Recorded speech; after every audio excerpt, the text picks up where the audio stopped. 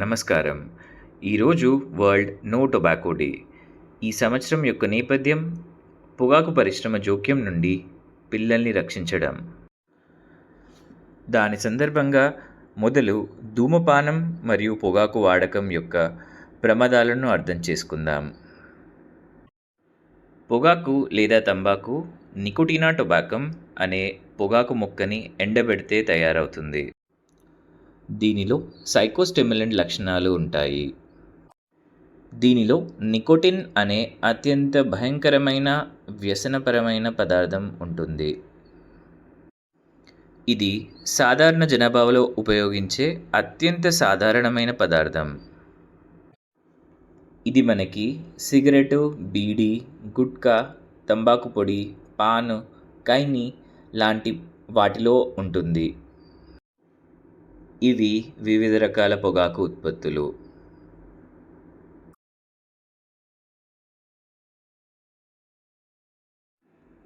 ఇంకా సిగరెట్ విషయానికి వస్తే దానిలో నికోటిన్తో పాటు ఇంకెన్నో విషపూరితమైన పదార్థాలు ఉంటాయి.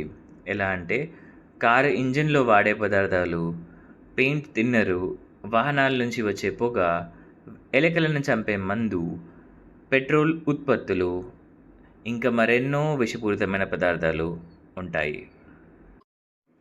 ఇంకా మన భారతదేశం విషయం మాట్లాడితే మన దేశంలో 42.4% మగవాళ్ళు సిగరెట్ లేదా వేరే తంబాకు ఉత్పత్తులను వినియోగిస్తున్నారు మరియు 14.2% ఆడవాళ్ళు సిగరెట్ లేదా వేరే పొగాకు లేదా తంబాకు ఉత్పత్తులను ఉపయోగిస్తున్నారు. వీళ్ళలో చాలా వరకు సిగరెట్ లేదా పొగాకు ప్రాణానికి హానికరమని తెలిసినా కూడా దాన్ని వినియోగిస్తున్నారు. పొగాకు వినియోగించే వాళ్ళలో దాదాపు 70% మంది టీవీలలో, సినిమాలలో పొగాకు ఆపడానికి వచ్చే అడ్వర్టైజ్మెంట్ని చూస్తున్నారు. అయినా పొగాకు లేదా సిగరెట్ ఆపలేకపోతున్నారు. ఇలా ఆపలేక పొగాకు వినియోగించే వాళ్ళల్లో సగం మంది పొగాకు వల్లనే ప్రాణాలు కోల్పోతున్నారు. పొగాకు ఇంకా సిగరెట్ కేవలం పురుషులే కాకుండా ప్రపంచవ్యాప్తంగా మహిళలు కూడా అధిక మోతాదులో పొగాకు మరియు సిగరెట్ ఉపయోగిస్తున్నారు.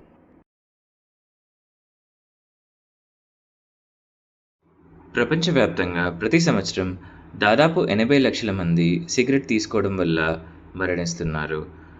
అంతేకాక సిగరెట్ డైరెక్ట్గా కాల్చకపోయినా అది కాల్చే వారి సమీపంలో ఉండడం వల్ల ప్రతి సంవత్సరం 13 లక్షల మంది సిగరెట్ తాగే వారి కుటుంబ సభ్యులు రోగాల పాలై మరణిస్తున్నారు.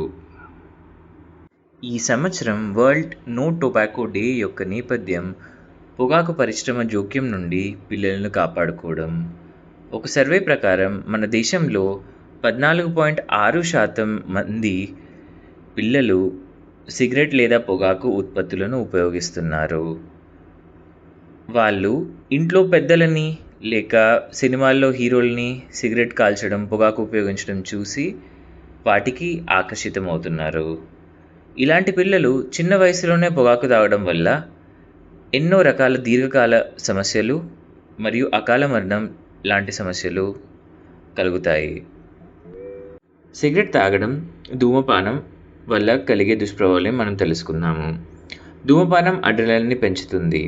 దీని ఫలితంగా రక్తపోటు కలుగుతుంది. దానితో పాటు ఎన్నో రకమైన గుండె జబ్బులు కూడా రావచ్చు. హార్ట్ అటాక్, పక్షవాతం లాంటి రోగాలు వచ్చి ప్రాణానికే ప్రమాదం కావచ్చు. ప్రతి సిగరెట్ తాగడంతో ఒక మనిషి జీవితంలో 5.5 నిమిషాల జీవితం తగ్గుతుంది. ధూమపానం చేసేవారి ఊపిరితిత్తుల్లో క్యాన్సర్ వస్తుంది. కేవలం ఊపిరితిత్తుల్లోనే కాకుండా నోటి క్యాన్సరు, కడుపు క్యాన్సరు, ఇంకెన్నో రకాల క్యాన్సర్లు సిగరెట్ లేదా తంబాకు ఉపయోగించడం వల్ల వస్తుంది. ఇతరులపైన ధూమపానం, సిగరెట్ ప్రభావం ఎలా ఉంటుందో చూద్దాం. ఒక వ్యక్తి సిగరెట్ తాగడం వల్ల ఆ పొగ వారి సమీపంలో ఉన్న వాళ్ళు కూడా పీల్చుకోవాల్సి వస్తుంది.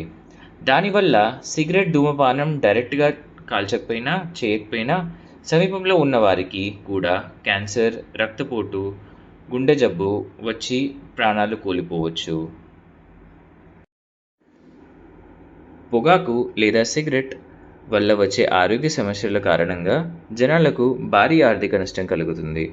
ముఖ్యంగా గ్రామీణ ప్రాంతాల్లో ఉన్న ప్రజలకి ఇంకా ఎక్కువగా ఆర్థిక నష్టం కలుగుతుంది. ధూమపానం మరియు సిగరెట్ తాగడం గురించి సమాజంలో ఎన్నో అపోహలున్నాయి. ఎలా అంటే అది తరచుగా తక్కువ మోతాదులో తీసుకుంటే ఆరోగ్యానికి ఎలాంటి హాని ఉండదని, అది విడిచిపెట్టడం చాలా కష్టమని, అది విశ్వాసం పెంచుతుందని, అది తీసుకుంటే ఒత్తిడి తగ్గుతుందని, విశ్రాంతి పెరుగుతుందని ఎన్నో అపోహలున్నాయి. వాటన్నిటినీ మనం తొలగించాలి. It's never too late. ఒకవేళ మీరు గనక సిగరెట్ తాగుతూ ఉన్నా లేదా ఇంకేదైనా పొగాకు ఉత్పత్తిని ఉపయోగిస్తూ ఉన్నా, మీరు నిష్క్రమించడానికి ఒక తేదీని నిర్ణయించుకోండి.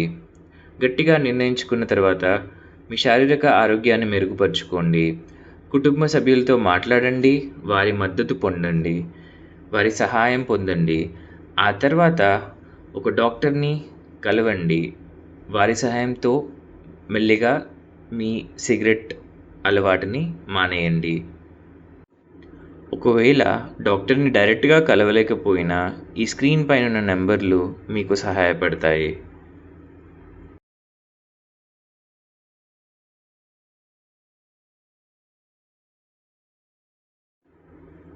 ధూమపానం వదిలేసిన తర్వాత మీ శారీరక ఇంకా మానసిక ఆరోగ్యం అనేది మెల్లిమెల్లిగా మెరుగుపడుతుంది.